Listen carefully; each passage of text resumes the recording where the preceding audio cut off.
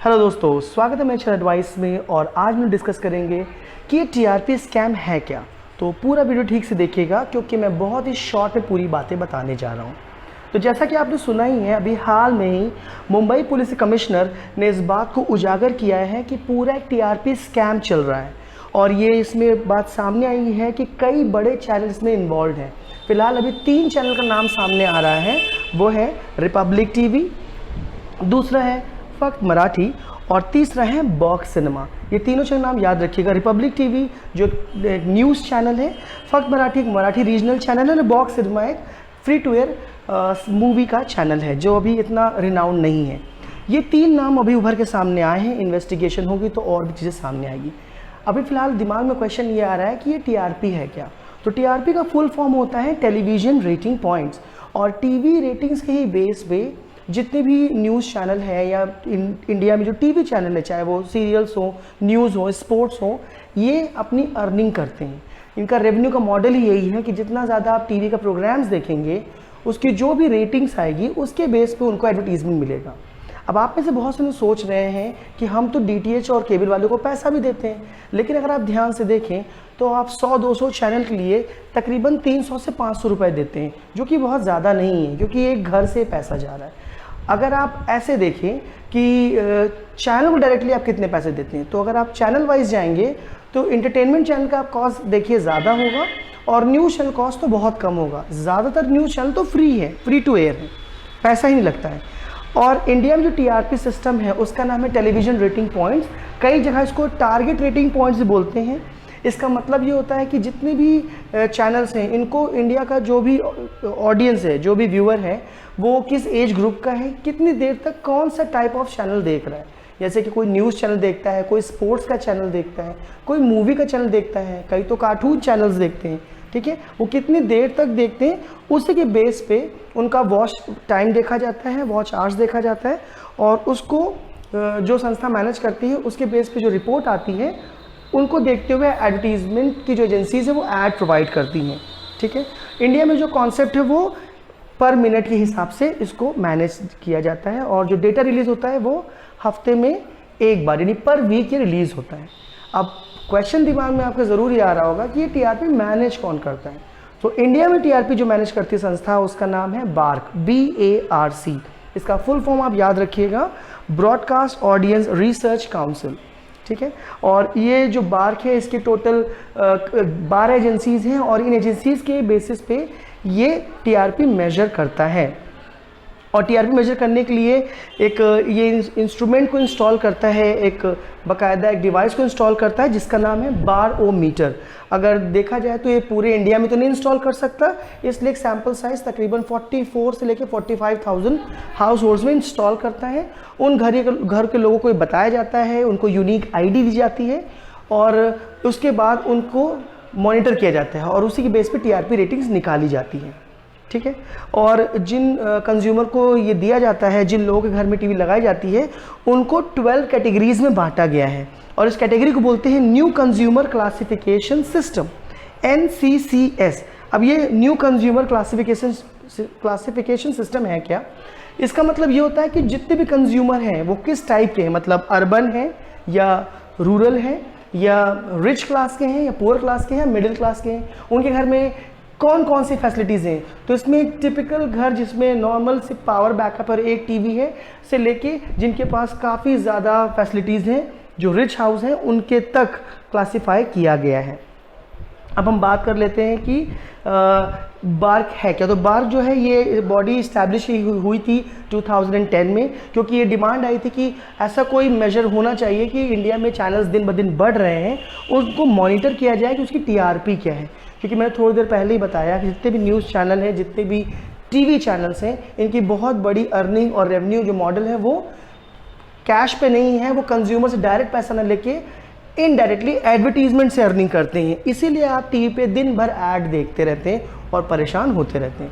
और जो BARC bark है, इसको अगर कहा जाए तो ये जॉइंट बॉडी है जिसमें एडवर्टाइजर्स हैं, जिनको आपके एड एजेंसीज हैं, ब्रॉडकास्टिंग कंपनीज हैं। अगर मैं ब्रॉडकास्टिंग कंपनीज की बात करूं तो उनको रिप्रेजेंट करता है IBF, इंडियन ब्रॉडकास्टिंग फाउंडेशन।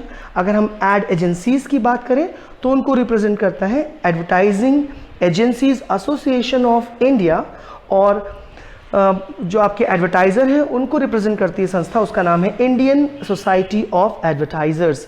तो ये 3 बॉडी और सब चैनल मिलके एक BARC के साथ काम करते हैं और ये आपके टीवी रेटिंग्स को मैनेज करते हैं।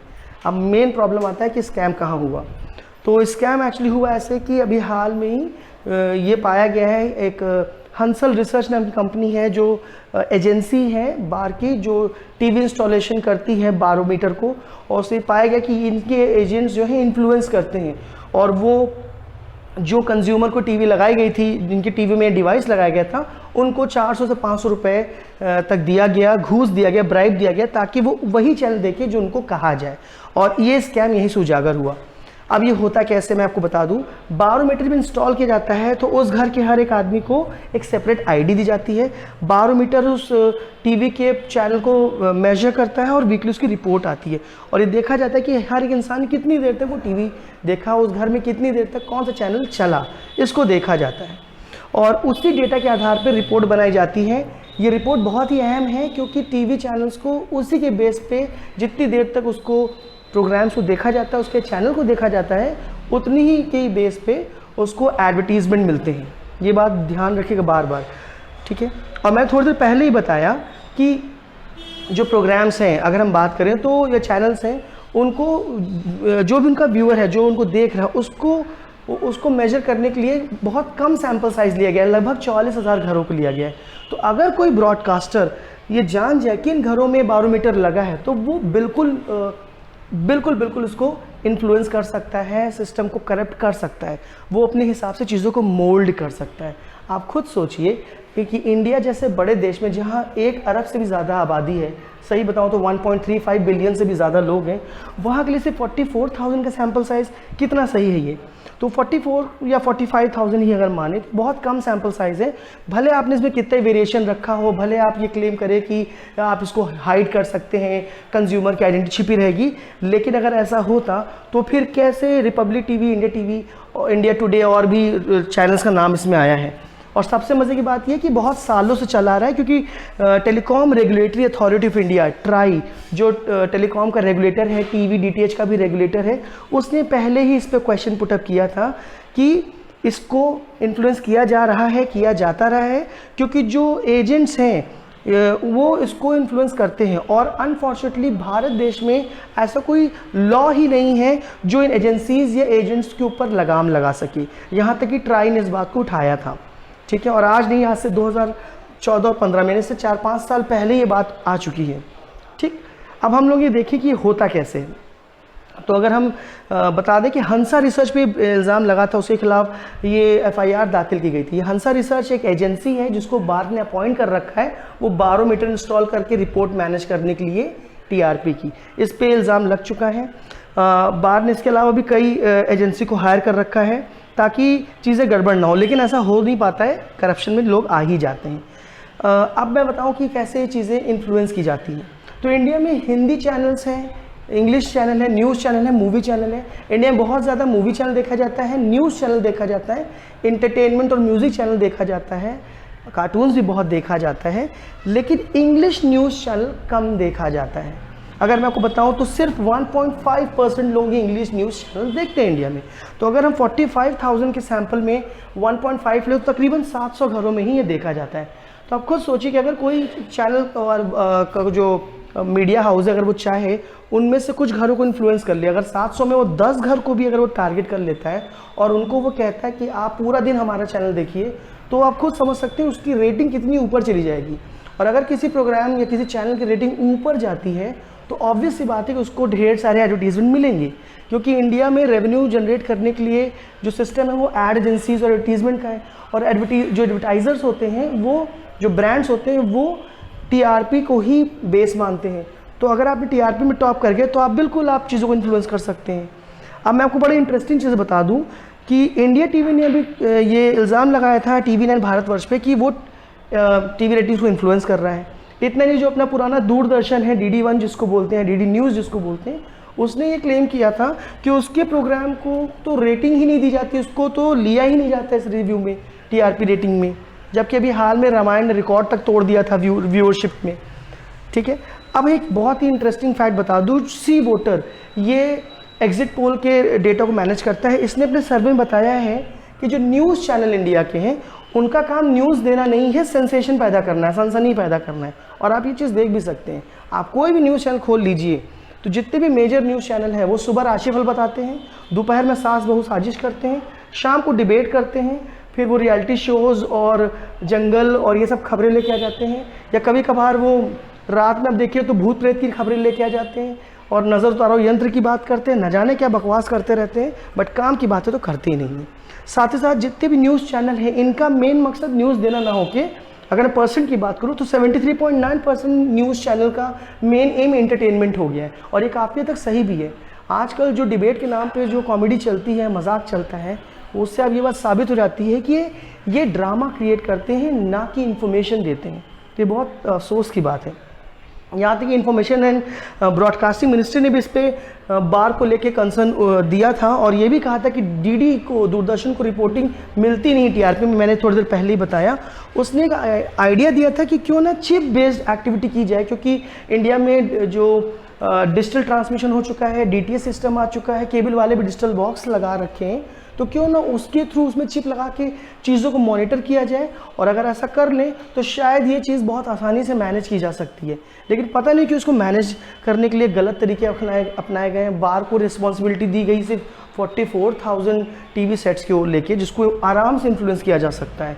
फिलहाल इंटरनेट और कंप्यूटर ज़माने में बहुत आराम से किया जा सकता है मैनेज, मैं पूरे दावे से कह रहा हूँ। अब मैं आपको इसकी समरी बता दूं जाते जाते कि जैसे मैंने कहा कि मुंबई पुलिस कमिश्नर परमवीर सिंह जी ने ये आरोप लगाया कि पूरा स्कैम चल रहा है टीवी न्यूज़ चैनल की टीआरपी को लेके। जिन घरों में टीवी में ये बारोमीटर लगाया गया था उनको 500-600 रुपये ये चैनल वालों ने दिया है, जिसमें रिपब्लिक का नाम उभर के आया है। एक ब्रेकिंग न्यूज़ है कि अब रिपब्लिक के जो अर्नब गोस्वामी हैं उन पर भी पुलिस उनको गिरफ्तार कर सकती है। इनकी फॉरेंसिक जाँच होगी, इनके अकाउंट्स भी शायद आगे चल के ब्लॉक किए जाए। साथ ही साथ ये देखा गया है कि टीवी न्यूज़ चैनल को टीआरपी के ही बेस पे एडवर्टीजमेंट मिलते हैं और इसीलिए ये टीआरपी का करप्शन सामने आया है। टीआरपी को मैनेज कौन संस्था करती है, उसका नाम है बार्क, और उसने अपने बारोमीटर डिवाइस से ये चीज़ों को मैनेज करती है। हालांकि ये क्लेम किया गया है कि जो लोकेशन है वो अननोन है, वो बताए नहीं जाते हैं, लेकिन फ़िलहाल कुछ चैनल ने उसको इन्फ्लुएंस किया है। टोटल चैनल्स जो हैं जो घरों में देखे जाते हैं, जिनको सैम्पल बनाया गया, वो 44,000 है। तो ये बहुत कम नंबर मैं शुरू से बोल रहा हूँ। बाकी टीआरपी रेटिंग का मतलब आप जानते ही हैं, टेलीविज़न रेटिंग पॉइंट्स, जो कोई भी एज ग्रुप का बंदा, इंसान, किसी भी एज ग्रुप का कितनी देर तक कौन सा प्रोग्राम देखता है, वो किस कैटेगरी में आता है, ये इसके बेस पे टीआरपी बनती है। तो मैं उम्मीद करूँगा कि ये पूरा मैटर आपको समझ में आया होगा। अगर समझ में आया तो प्लीज़ इस चैनल को फॉलो कीजिएगा। इस वीडियो को आप जितना चाहे दोस्तों में शेयर कर सकते हैं। तो मिलते हैं एडवाइस के अगले वीडियो में। पूरा देखने के लिए बहुत बहुत शुक्रिया। मिलते हैं, धन्यवाद।